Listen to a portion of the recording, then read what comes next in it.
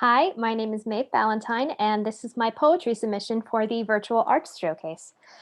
These are poems that I've written, and I'm going to read four of them for you.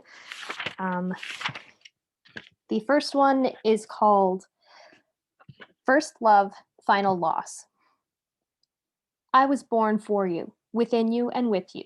You welcomed me, a squirming, crying, unfinished human, before you knew what I'd be, anointing my head with cool water, dressed in white, dressed in lies that only became more bitter as the sip of wine that passed my lips each week became sweeter with time. You could do no wrong. My safety, my family, my institution, surrounded with minds and hearts like mine. Were they like me, or did they make me like them? I embraced you. I became you, sealed and anointed, the perfect child, promise after promise filed away in my young, fragile mind.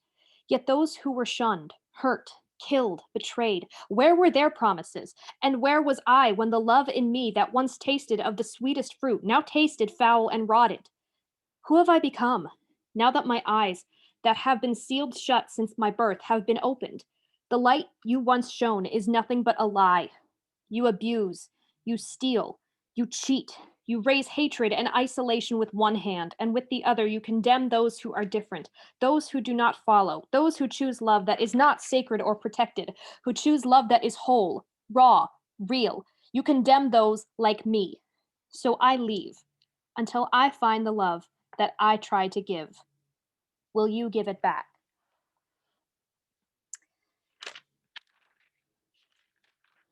All right.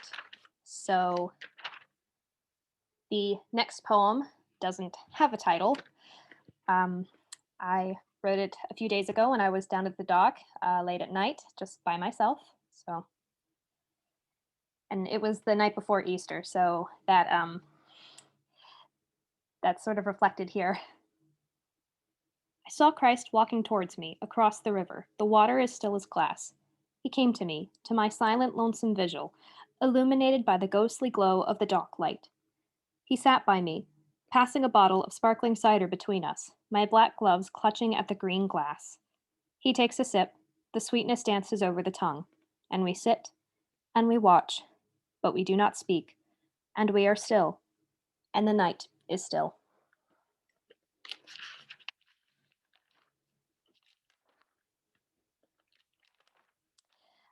Uh, this this next poem does have a title, but I'm not going to say it because it uses sort of a bad word. It's a play on the word censorship, but the last syllable is, well, a bad word.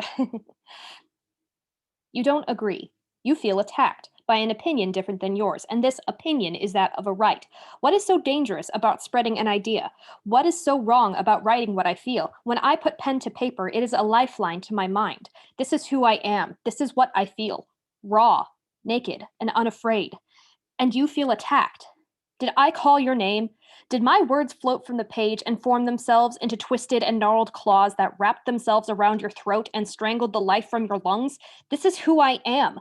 This is what I feel. And when you tear me down, you are only delaying the inevitable. You blow out the candle, dump water on the flame until I come back like an exploding firework, streaking bold and brilliant across the sky. You will see me. You will hear me. You feel attacked? You cry that my words are hurting you? You call me a witch, a monster, a socialist, and sew my mouth shut, tie my hands together. But this is who I am, and this is how I feel. No matter how far you shove your fingers into your ears until all you hear is your own pulse and ignore the ideas that may differ from yours because difference causes fear, causes change. And you sew yourself to your spot like you sew my mouth closed. But you leave my eyes, and they are open, and they see. And as long as they see, and as long as I breathe, I will not be silenced. I will not be silenced. I will not be silenced. The final poem is called Stronger Than Strength. The most powerful man in the world said once to me, "Behold my strength, behold all it has given me, behold all I have taken." He beamed, the power of the sun behind his impassioned eyes, as he jeered at the pale star at his feet. And yet I did not tremble, as he might have hoped I would.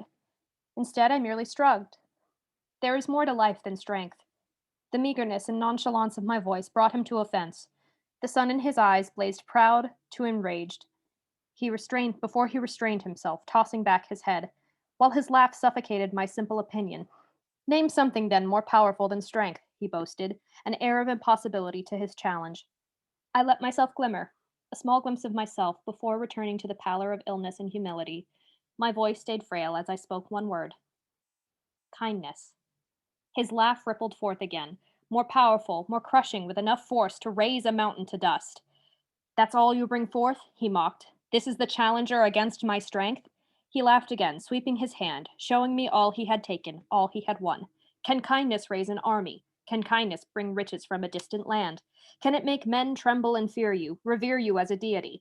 Can it bring boundless glory to your name? His challenge stood stark, darkening the walls as his smirk seared the air, poisoning the skin and stealing the breath.